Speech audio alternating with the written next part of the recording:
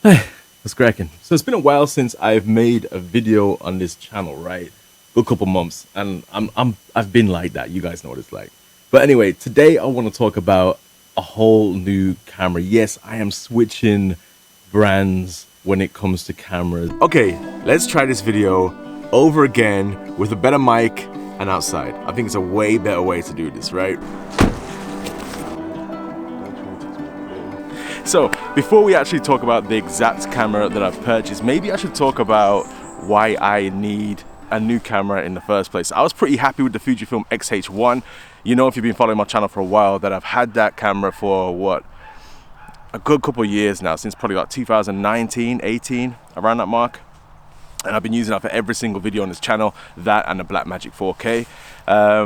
But now I'm coming into a part of my life where things are getting a bit more erratic, a bit more crazy, where I need a camera that can fulfill everything in one. You know what I mean? My X-H1, I used to use it for some videos, but mainly it was for photography on this channel.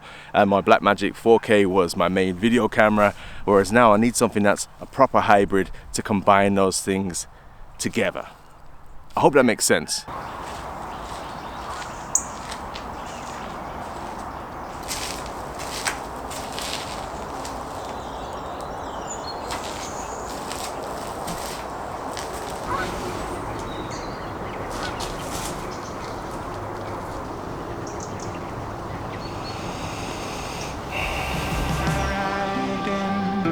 Silence, alone in the quiet.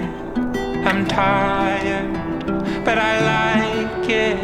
I'm a long way from home. The further in I go, the closer I will be. Wow, what a find. This place is dope. This was real dope. So the camera that I decided to go for is a Panasonic Lumix S5. Don't switch off just yet. I don't know what it is. People have this weird thing about Panasonics. People don't trust them. Something about them they don't trust. So I thought I'll trial one out for a little bit. I trialed out the Panasonic S5, some of the new Sony cameras. Obviously I had the Fujifilm stuff. I didn't get to test out the Fuji X-H series, but I did want to go for a full frame, and this camera is full frame. Now, I wrote down some notes here. First note on there is obviously this camera suits my interests, right? It's fully hybrid. The video capabilities in this thing are phenomenal. I mean, hold on, we're getting dark. Let's just bring the brightness up a little bit. Yeah, you get all the recipes. You get 10-bit. You can even export B-RAW out of this thing via HDMI. You can do ProRes RAW, 10-bit, 8-bit, 4K, Cinema 4K. I mean, you name it, you've got it inside this camera. And I think there's going to be a firmware so you can also do that via USB-C, which I think would be absolutely amazing. Yeah, so this camera video-wise is basically a little miniature version of my Blackmagic Cinema camera. I mean, it is really compact and it's full frame, which is absolutely amazing. For photography, it's very similar to what I've been used to already. It's around 24, 26 megapixels, I believe, but this thing just shoots real nice. I took it out for some car photography the other day. I'll show you some shots that I got with that. Absolutely loved it.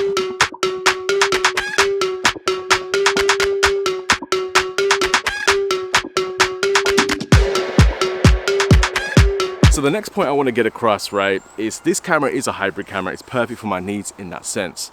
It's a full frame camera, and then you're thinking, hold on, if it's a full frame, it does video, it does photography, obviously it's one of those kind of cameras, it's got to be quite expensive, right? But when I was looking at the A7S III, for the body alone, I could get 2 of these cameras with 4 lenses for the same price as one Sony body. Now, is the Sony camera 2 times better than this camera? I guess you have to leave a comment below, but I don't think it is personally. I've tested this camera at night, it looks dope. I've tested this camera in the daytime, the dynamic range of this thing is dope, but we'll talk about this in a minute. But I just don't think it's worth the cost of the Sony A7S III. I'd rather get this body here. And the deals right now are crazy. You know, you can buy this camera and get the kit lens, which I'm using right now, the 20-60. You also get a 50mm f1.8, the battery grip, and 2 spare batteries for £1,599. I don't know how long those sales are staying on for, but trust me, check that out, man. Check that out. Watch this video, see what you think of this camera, and then check that out. This isn't a full review of this camera, by the way. I'm just telling you why I've switched to this camera and what I like about it. So far, it's a great hybrid camera. Secondly, the price is fantastic. I'm trying my hardest not to make this a review and not to make it super long. I'm just trying to give you guys all the information, because you might be looking at the S5 right now and thinking, okay, but is this actually okay in the real world? It looks great on paper, innit? But until you actually get it in the real world, you don't know, right? But let me tell you about the dynamic range. The dynamic range in this camera, they say it's 14 stops. I need to test this side by side with my Blackmagic, because personally, I feel like I'm getting actually more information out of this camera than my Blackmagic, which makes sense because the Blackmagic's rated for 13 stops, so it's 1 stop more, but I feel like I'm getting a lot more than what I'm getting at the Blackmagic. But I do want to do a side by side, so if you're interested in that, you know, hit the like button, subscribe, leave a comment below saying, yeah, do that comparison video anyway. But the dynamic range on this camera is pretty damn decent. Check out this file right now. I'm going to show you, right? So there was this one scene that I was walking up this hill and it was like backlit, the sun was behind me and everything, right? And normally if you shoot that, it'd be completely silhouetted, right? The foreground would be black and all you kind of see is the sun, or vice versa. It depends how you want to expose it. But take a look at this, right? So this is the log file here. I'm just going to show you how it looks when you just put like the Rec 709 on there. There you go.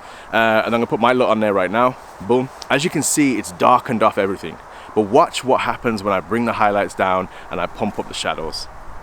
Look how much dynamic range is in this camera. That's ridiculous. Obviously, you push it too far and it's going to start looking like some weird HDR. Nobody wants that, but there's a nice balance. You can find that natural balance and be able to make details in the shadows and in the highlights together, which for me is a massive bonus with this camera. All right, let's move on to another location and another point.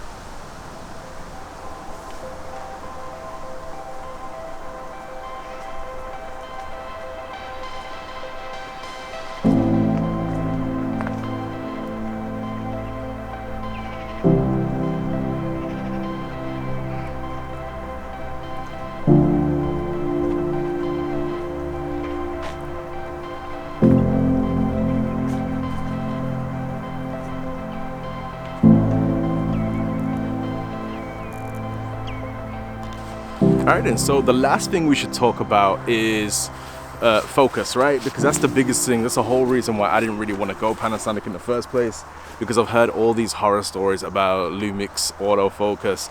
I have played around with the GH5 in the past. I recently played around with the GH6.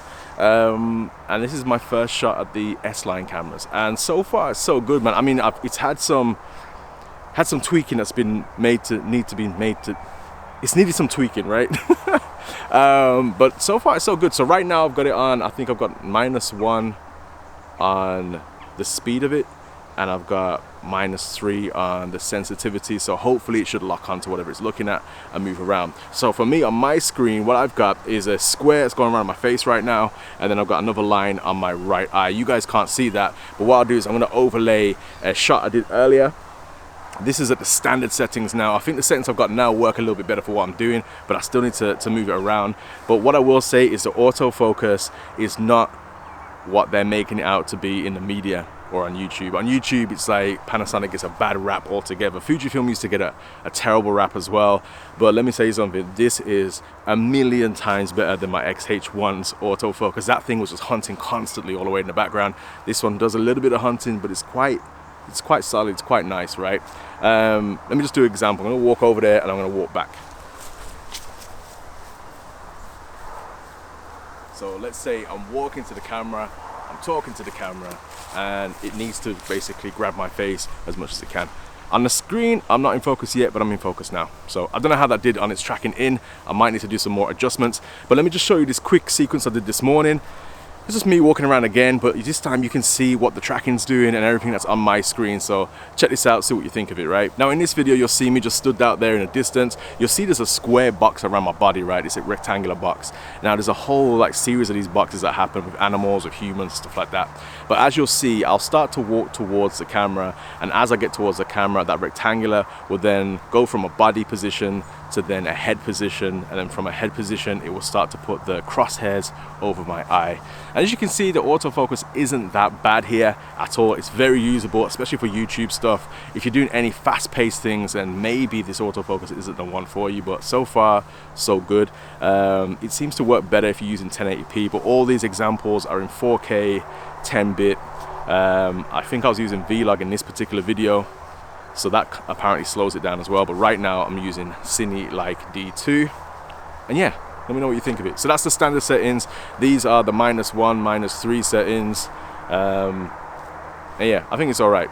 It does all right. I hope you enjoyed the video. I hope it helped you have more information on the Lumix S5 and settled some of those doubts and fears that a lot of people have when it comes to this camera. I'm just gonna enjoy nature now and get the kids and come back. All right, catch you in the next one. Peace and love.